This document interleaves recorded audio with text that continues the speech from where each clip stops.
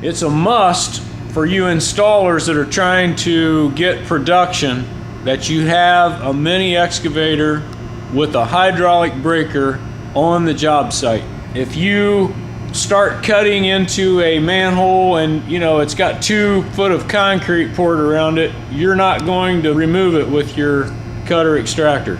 You'll be able to cut quite a ways down, but you won't be able to pull it out.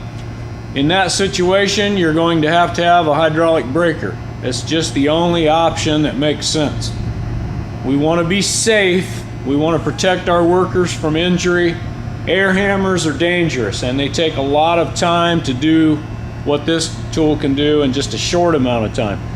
This machine is equipped with a quick connect where you can disconnect the bucket of the machine and add this breaker very quickly. It has the hydraulic attachments there, the accessory function.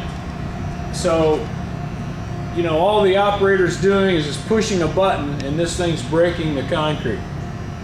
Please have one of these on the job. Don't try to get by without this. If you have to rent it, rent it.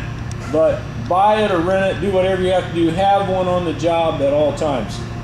Not only is it a must for the breaker, but the bucket, when you have it on there, is great to pull out the adjusting rings. So you're not manually trying to pull those adjusting rings off the cone.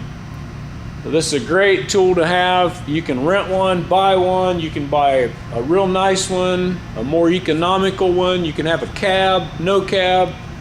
A lot of options out there for you, but have a mini excavator on the job. The mini excavator, in addition to being used with the breaker, has the bucket that you see, and this one has been modified with a reese hitch inside the bucket.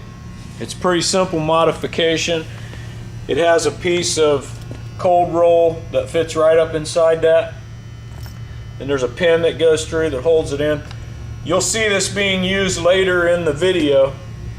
We use it to clean the hole. We talk about how important it is to get the whole sides shaved straight down so that we don't have a conical repair.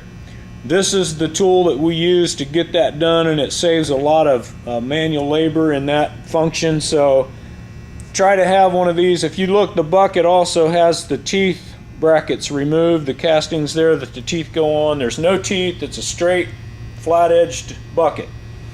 That's real helpful for cleaning things out. Teeth tend to dig in and mar the top of the cone. So nice to have a smooth edged bucket as well as this reese hitch.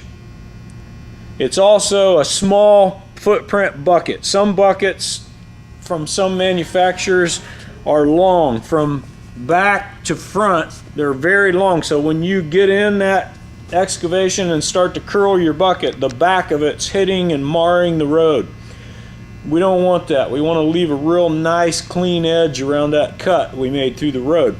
So a short bucket like this is nice. If you have a machine that's got a long bucket and you can't buy a bucket that's shorter, you may have to make a special bucket or modify the bucket that you have. The bucket also has a quick attach on it. We talked about that in relation to the hydraulic breaker.